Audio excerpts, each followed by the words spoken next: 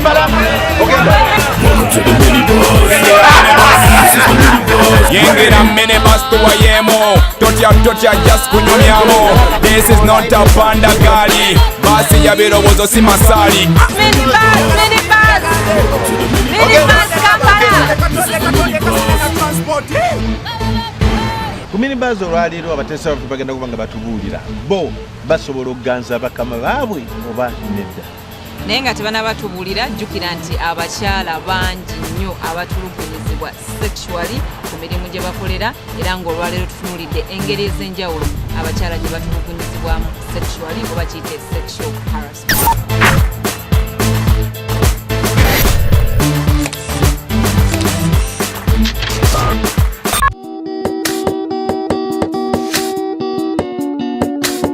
Sexual harassment of young women in the workplace is not just common, it's rampant. It's everywhere.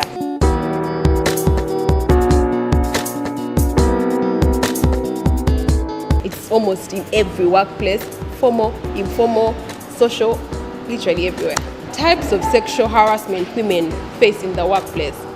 I would think there are two forms, yes? One would be the quid pro quo kind of sexual harassment, the give me, I give you, you give, I get, something like that. Then other places, you find it's just a hotel work environment. I am not willing to go in for their sexual advances, but they are coming anyway.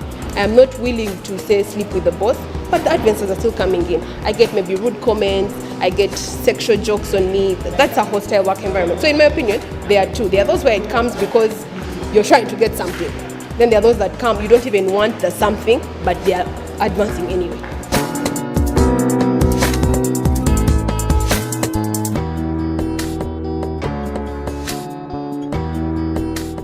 Minibuzz Twanziza omukyala annyonnyodde okutulugunyizibwa okwenjawulo naye nga ye asimbesera nti ogamba nti kingi oba kiri common tuba tukiyisizaamu amaaso kuba kisusse ogw'obulamuzi mu bifo ebisinga abakyala gye bakola ki gye bakolera n'abaami batulugunyizibwa naye mwe tujja kuba tuboogerako olulala olwaleero tuli ku bakyala tutunuulire engeri ez'enjawulo nga twongereza ku mukyalo ono types ez'enjawulo ez'okutulugunyizibwa oba sexual harassment types. Yes, like types like waliwo eno ya whistling oba tambula ne bakuta muwala jangu biki ebyo, that's also sexual harassment. Mulabe nga alina akabina alaba entumbu ebiki ebyo, it's also part of sexual harassment.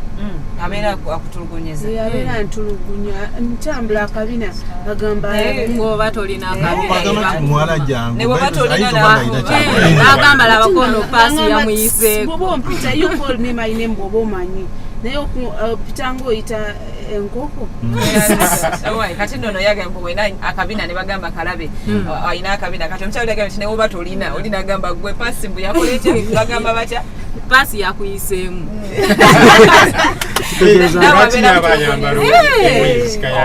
kubanga toyagala okubeera nga tolina akabina naye n'okasangawo nti notikaliimu ate ekirala also overpraising ng'oyambadde bulungi automatically that person has of course it starts with the mind.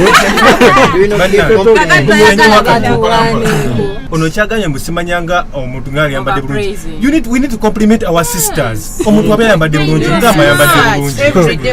Naye kati sexual harassment nze kyengamba that kisinziro nzo ngamango yambadde bulungi onyumidde ne kimala naye weriyo okwongera kebira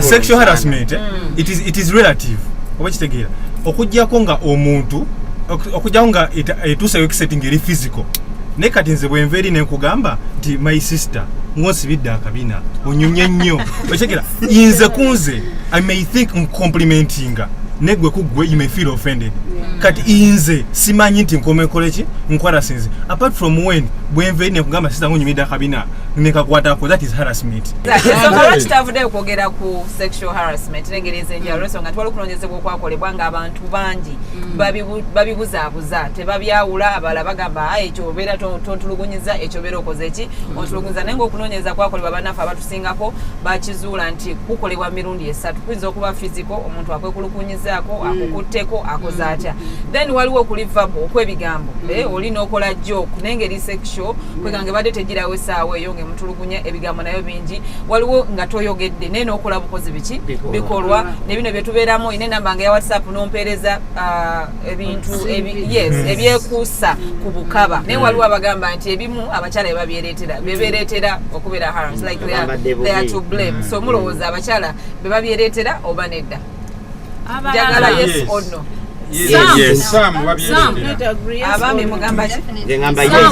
me, I say there are some ladies who just bring that because if you go to work and you're in a very short skirt, to believe me, even your boss will be tempted. What was the number de kunyuma? Sayamba de they'll even in shorts. Nenyamusajja katwaleko banaffe bo betwasanze abayise ku mutu gwaffe guli ogwa social media bo kye boogera ku nsonga y'abakyala be babyereetera oba nedda tugulire kyolowooza ku ggwanga ly'okudini ly'ebyobufuzi emisomo gw'ejjirigiti ebintu byalinnye kikuyisizza kitayingira baasi tuwulire eddoboozi lyo Kids Porter, to a larger extent, women are the sole cause of harassment in Uganda since they deny sexual favors to their spouses that they end up looking for such somewhere else.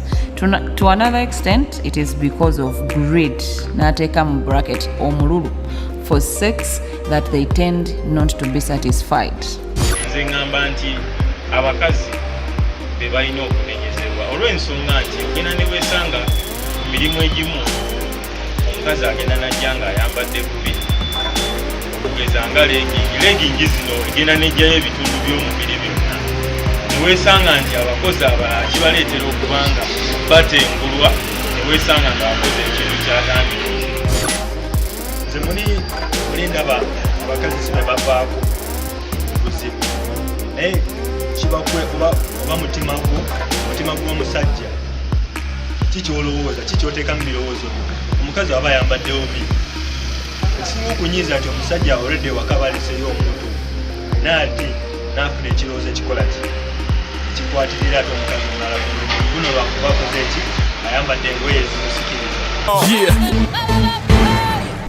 Bayanziza batasamba ulidde omwagamba be babyereetera so omulala agamba nedda guba mutima gwa musajja kuba alina ne wagambidde nti abamu osanga nga yalese omukyala ewaka naye natandika okwatirira owene olw'okuba akoze eki ayambadde bwatu so yagamba kiva ku mutima gwa muntu lwaki sexual harassment ali common kuba twalabye abakyala 9 ku buli 10 bali bayiseeko mu mbeera eno so nga n'abalamu abalabye abawala 98 ababeera mu internship nabo baba bakoze eki bayiseeko mu mbeera lwaki ebintu ebyo biri common mu ggwanga lyaffe esebo obwavu butya obwavu butya ene obwavu mubuwayiriza ne muddale obwavu buyina kinene kye contributes nnyo ku sexual harassment in the way that mulimu abawala bwe banga banoonya emirimu balina background nga ya bwavu oli ajjamu harassinga abere tempted okuba naye mu mukwano in the end afune ki omulimu kitunulira mu ngeri za mirundi ebiri ensonga lwaki ebintu ebyo byeyongeredde ddala nekisooka ngenda kukiriziganya ne rodini omuntu ye nga bw'ali tikiva mu nkula ya muntu bino byonna makeup engoye abakazi bamukutole tebabakwata abajjudde ebisooto abakwata abalalu baba baagazizaki kiva mu musajja yennyini nnyini mulimu abasajja bali uncontrollable ebintu ebyo bitandikira ku baana bato myaka 10 oba naye batandikira obusiyizo oba naye batandikira abaana abo bagenda okukula ng'ebintu bino byebintu byebakoze eki byebintu byebakuliddemu so kiva mu bantu bennyini nnyini mu communities gye tuva simanyi ki kyatuukawo naye like everyone buli musajja yawulira nti asobola okugamba buli kigambo kyakoze eki kyasanze ku nsonga eyo waliwo oba nkiyite kya naye kaŋŋambe nti obuseegu abasajja ebiseera ebisinga badde ebbali ne batandika okulaba kyenandiisa obutambi oba bu videos ebyoza obuseegu kati amaddu ng'omuntu muline gasituka kati buli waba ayita ku kitonde ekikyala kugamba obwongo butuukira ku kiri buddukira ku kimu ku byokukabasanya kati ebiseera ebisinga ebikolwa ebiva mu ekyo yebyo byondaba nkwatiridde akoze atya. I can even talk about ignorance among the people. Yes, ekintu kiri rampant like nze nyiza okubeera wano eno omuntu najja nankwatakwatako like I can say maybe it is a joke as in kya bulijjo not knowing that is sexual harassment. Ensonga nyingi nnyo nenga olaba abalwanirizi b'eddembe naddala eri abakyala bavaayo ne bagamba nti n'ekizibu ekirala ekitiriwo kye kuba nti etteeka eririwo mu ggwanga kati okusinziira ku act eno ey'abakozi nti lirimitinga baboss okuteekawo embeera eziyiza sexual harassment olina okuba ng'olina abakozi 25 n'okukola ki n'okweyongera naye baboss bangi abataweza bantu bameka kati oba toweza 25 gwe tobyefiirako okitegeera ate nga nene enamba bagirimitinga ne bateeka nako nti bakiteeka nnyo ku baboss oba amuddirira naye ng'ate waliwo ne bakozi bannaabwe olina mukozi muno nene nakola ki naye etteeka likwata boss nani n'amuddirira so bagamba etteeka lino lyandibadde bikyusibwamu tujja kuba tugenda ku biki ebirina okukolebwa naye nga ekintu kya sexual harassment kyo bannanga oba okutulugunyizibwa mu ngeri y'obuseegu naddala ku mirimu eri abakyala kyo kisusse obungi katulabe Dickson Zizinga ng'ayita mu kazannyo ke tulabe ye sexual harassment ono ali atya wandibadde akikola atya ku ye sexual harassment yeriwa munafono abasinga atya harasinga atya byonna.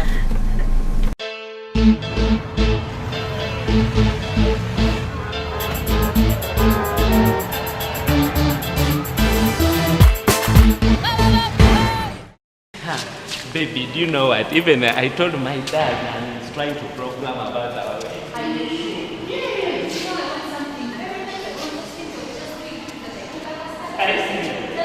Excuse me? Hello? Come into my office. Yes, boss. Both of you come into my office.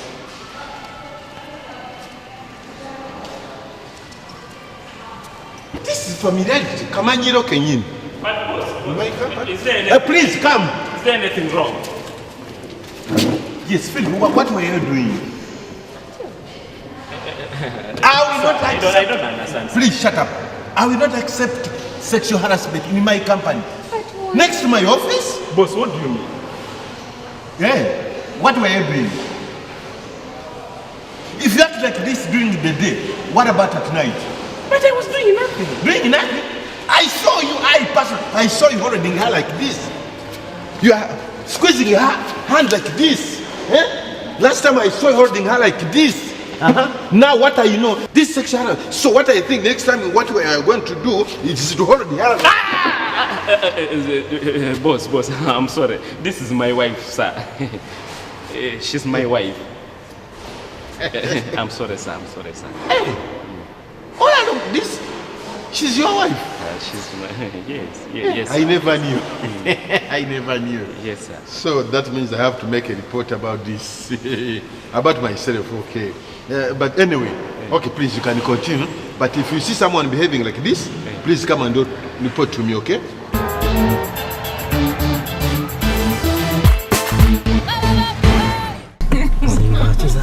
Zinga mulabe ye amaliriza agambye agenda kwekolako report eriyo boss asobola okwekolako report kweli tebaliyo yadakola ki era badama abadde back step to step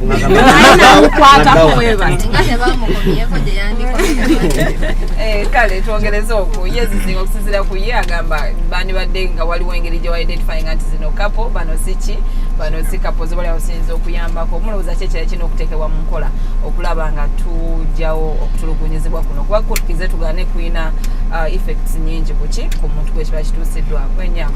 I wish they may put some other law that says if this person has done because of the limits of the labor officer, at least you can reach this person who will not mind of whom the cow is and the position to help this young girl. Kati nze kyembadde ngamba nti twandibadde kati ffe ng'abantu at least abategedde what sexual harassment is tutwale initiatives tugende nga tubuulira abantu bano abawansi abatamanyi naki sexual harassment kyekitegeeza abantu bano tubanenya naddala ng'abapooda abakola ki abantu betusanga ku makubo naye oluusi babeera tebakola ki nga tebamanyi ki kye bakola.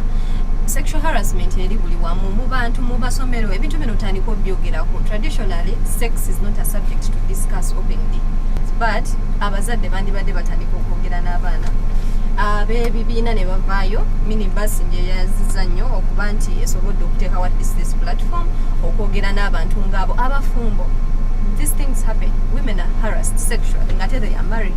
It doesn't mean into Bofumbia you become a sexual property. Twakola ku program ya trade unions naye nga mu ggwanga mulimu bbiri ezikola era nga abantu bonna betwalinako yo basi nga tebabimanyi tebabikulanga nako tebamanyi nakumanya nti okola ki eriyo ne companies mukyala tugamba ina company yava munene erina abakozi 10 plus naye nga ku contract wansi bakutera in capital letters tokkirizibwa agenda mu trade union name kumba ate nga ddembe eryo so ebintu bino banaije ebiri naye nga fe Minibuzz tuvuddeyo okukyogerako n'abavubuka boolaba betambulira bonaku olwaleero era nga olwakadde ekitundu kyaffe kisooka tugenda kikomyawo tovaawo tulina ekitundu ekyokubiri era tukyagenda mu maaso ne Minibuzz Minibuzz.